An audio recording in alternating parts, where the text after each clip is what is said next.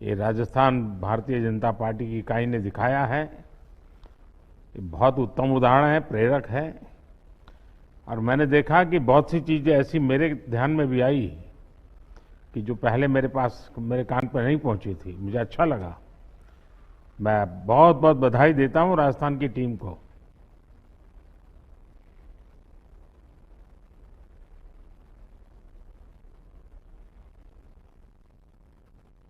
मैं आमंत्रित करूंगा महाराष्ट्र इकाई के हमारे प्रदेश अध्यक्ष श्री चंद्रकांत दादा पाटिल को कि वो महाराष्ट्र का प्रतिवेदन यहाँ प्रस्तुत करें।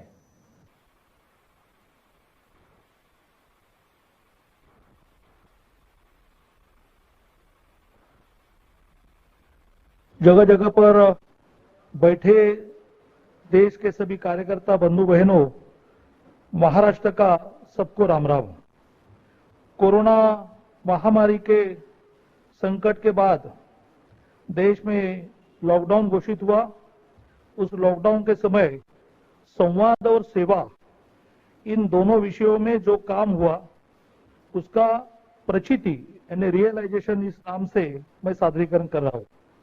शासकीय सभी जिले, संगठन सभी जिले, सभी मंडल, सभी शक्ति केंद्र और बहुतांश बूथों पर 1,21,000 कार्यकर्ताओं के सहायता से 2,30,00,000 लोगों तक सहायता पहुंचाने में हम यशस्वी हुए।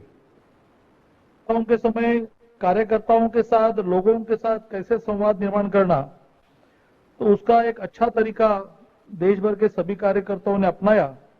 ऑडियो ब्रिज और वीडियो ब्रिज के माध्यम से विभाग संगठन मंत्री, प्रदेश कोर समिति, विस्तारित कोर समिति, सांसद, विधायक, लोक प्रतिनिधि, संगठन के अलग अलग मोर्चा, बूथ तक के कार्यकर्ताओं तक संवाद हुआ। समाज के कई क्षेत्रों ने यह आग्रह किया कि हमें भी कुछ बात करनी है, तो लगभग 18 अलग अलग क्षेत्रों के प्रतिष्ठित लोगों के साथ भी संवाद हुआ। सोशल मीडिया के माध्यम से लोगों तक यह गतिविधि पहुंचे, इसलिए द फिफ्थ पिलर नाम का यूट्यूब चैनल भी शुरू किया। सारे फोटोग्राफ्स और वीडियोस का संकलन हो, इसलिए बीजेपी फॉर सेवा एक वेबसाइट शुरू की गई। आरोग्य सेतु ऐप 52 लाख से भी ज्यादा लोगों ने डाउनलोड किया। महिला मोर्चा ने सेल्फी विद आरोग्य सेतु यह अभियान चलाने के कारण महिलाओं में आरोग्य सेतु ऐप डाउनलोड करने की संख्या बढ़ी। 42,50,000 लोगों तक रेशन किट दिया गया। प्रमुख रूप से तृतीय पंथी, जनजाति गांव, सेवा बस्ती, मछुआरे, खेती में काम करने वाले मजदूर, ऐसे गरजमंदों को किट बांटे गए। एक अलग उपक्रम किया कि बड़े पैमाने पर किसानों के पास सब्जी हो रही थी लेकिन मार्केट नहीं था, लोगों को सब्जी नहीं मिल रही थी, तो किसान और कंज्यूमर इसकी डायरेक्ट चेन डेवलप करके 5 लाख लोगों को सस्ती सब्जी प्राप्त करने में सहयोग किया। 560 मध्यवर्ती रसोई घर के माध्यम से 2,88,00,000 लोगों को फ्रेश फूड पैकेट दिए गए। 68 लाख से भी ज्यादा फेस कवर तैयार किए गए, बांटे गए। 36,283 लोगों ने ब्लड डोनेशन किया। 25,000 लोगों की अलग से डायरेक्टरी बनी। 70,000 पीपीई किट बांटे गए, क्योंकि बड़े पैमाने पर प्राइवेट डॉक्टर्स डर के मारे में अपने दवाखाने बंद कर रहे थे, तो 70,000 पीपीई किट बांटे गए।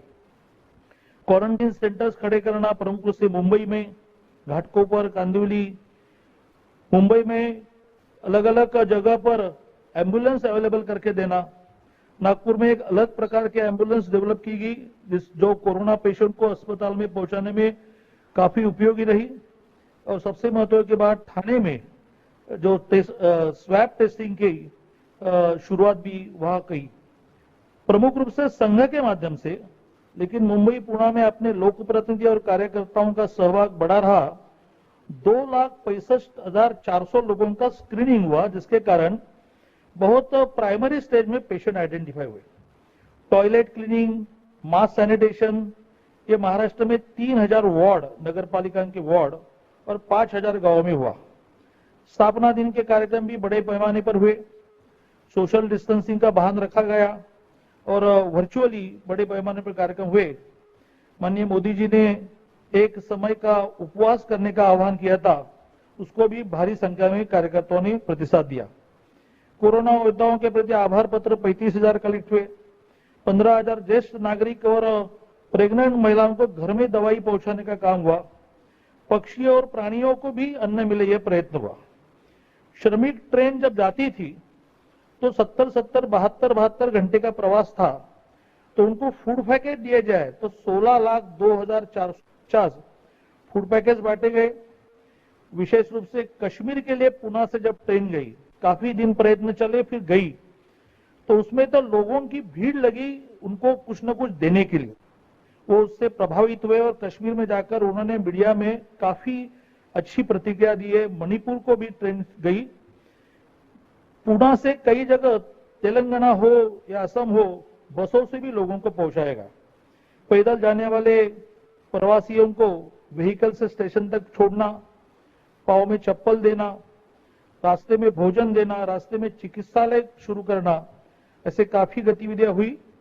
2 महिलाओं की डिलीवरी इस रास्ते में हुई, जिसमें अपने कार्यकर्ताओं ने आवश्यक सारी मदद की।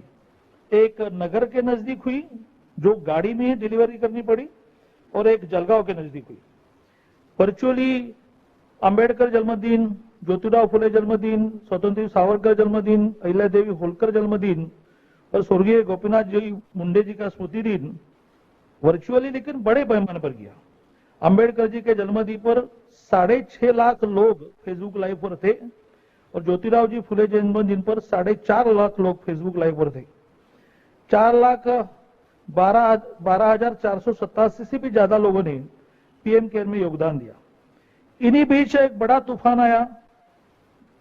कोकण का एक पूरा जिला और एक आधा जिला पूरा उद्ध्वस्त हुआ। मुंबई के कार्यकर्ताओं ने कोरोना के साथ संघर्ष करते हुए इस तूफान बड़े पैमाने पर मदद का काम किया। माध्यमों ने हिंदी हो, गुजराती हो, मराठी हो, इंग्लिश हो, सभी ने अच्छी सराहना की, अच्छी प्रसिद्धि की। इस सारे समय में 2 महीने सब प्रकार का सहयोग सरकार को करते हुए जब कुछ मांगे मान्य नहीं हो रही थी, तो एक अलग प्रकार का आंदोलन हुआ, मेरा आंगन मेरा रणांगन। अपने घर के सामने प्लेकार्ड लेकर खड़े रहना। 11,39,213 लोगों ने इसमें सहभाग लिया। इस कोरोना के साथ संघर्ष करते वक्त, सेवा करते वक्त अपने कई कार्यकर्ता बाधित हुए। 30 कार्यकर्ताओं का देहांत हुआ। मैं सभी को श्रद्धांजलि व्यक्त करता हूं और विशेष उल्लेख करता हूं कि इसमें से मुंबई के श्रीराम दुबे जी के देहांत के बाद स्वयं अमित भाई नहीं, अमित भाई के पूरे परिवार ने उनके घर वालों को फोन कर उनकी पूछताछ की। यह हमारा संगठन है, जो संगठन एक कार्यकर्ता की दुख में भी अपने कार्यकर्ता के साथ खड़े रहते। इससे क्या सीखा? सीखा यह कि मोदी है तो सब मुमकिन है। और सबसे महत्व की बात सीखी कि हर संकट में मार्ग निकलता है। कार्यकर्ताओं ने सेवा यह विषय ये कितना आवश्यक है, लोगों के चेहरे पर जो समाधान था उससे आधार पर सीखा और नई टेक्नोलॉजी के साथ कैसे हम लोगों से जुड़ सकते हैं ये भी सीखा। धन्यवाद। ज्यावेळी स्थलांतरित कामगारांना मदतीची सर्वाधिक गरज होती, तेव्हा आपल्या भाजपाच्या कार्यकर्त्यांनी त्यांना मदत केली। खूप खूप अभिनंदन।